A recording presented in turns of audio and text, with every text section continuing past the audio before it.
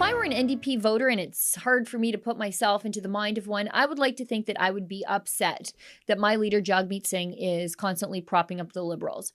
I'd like to think that there's a reason why normal NDP voters vote for the party that they do as opposed to the other progressive party on the left, the Liberals.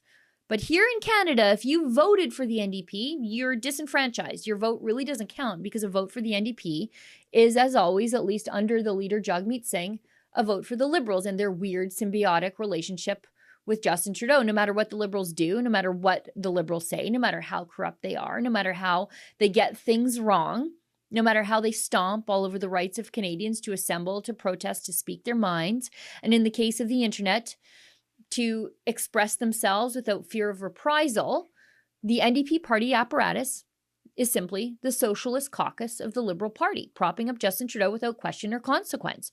Which makes me wonder, why did these people vote for the NDP in the first place? Why didn't they just vote for Justin Trudeau?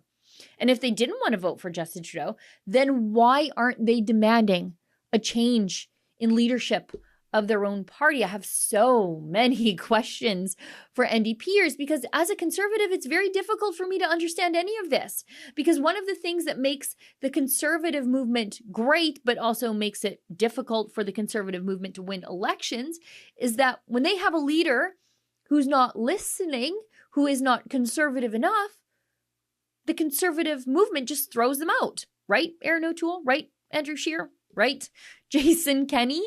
Anyway, the Liberals want to shut you up. And as always, the Liberals are going to do everything they can to help them. Take a look at this from the good people at Blacklock's Reporter just this morning. 25 new Democrat MPs will pressure cabinet for legislation this year to regulate legal internet content. Party leader Jagmeet Singh said yesterday, regulations should include censoring, quote, misinformation, he said. The Liberal government has not done the job of making sure platforms are following the rules around making sure hate and misinformation are not being spread, Singh told reporters.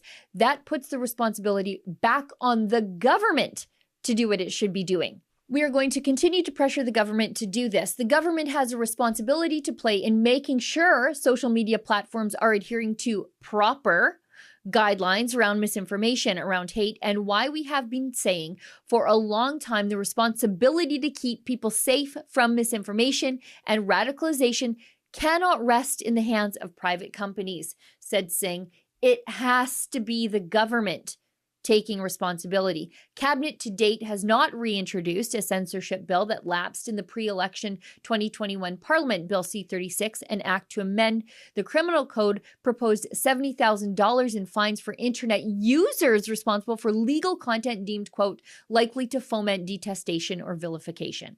Now, thank God for that Bill C-36 hasn't been reintroduced, much to the NDP's chagrin, because even though the Liberals have two new laws right now proposed and working their way through committee to censor critics like me, the NDP don't think the Liberals are doing enough.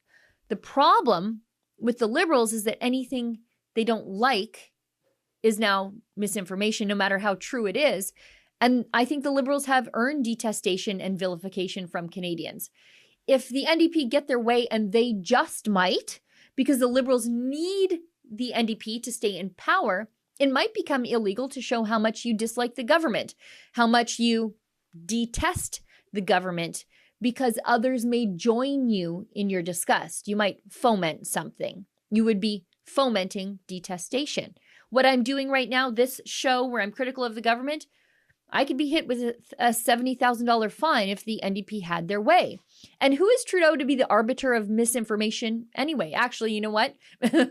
Maybe he just is the man to decide, given his familiarity with it. Do you know how bank tellers or people who handle cash all day for a living are able to determine counterfeit bills from the real ones? It's their familiarity with the authentic that makes the fraudulent so evident to them.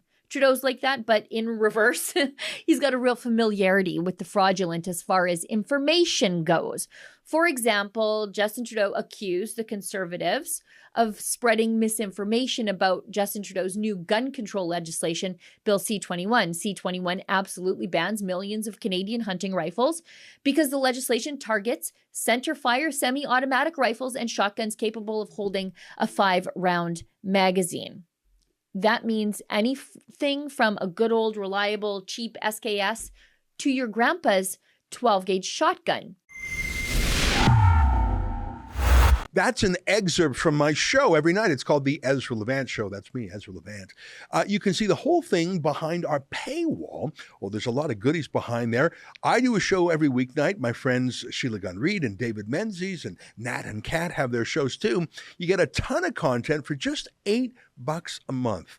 There's so much in there you won't find anywhere else. Go to rebelnewsplus.com.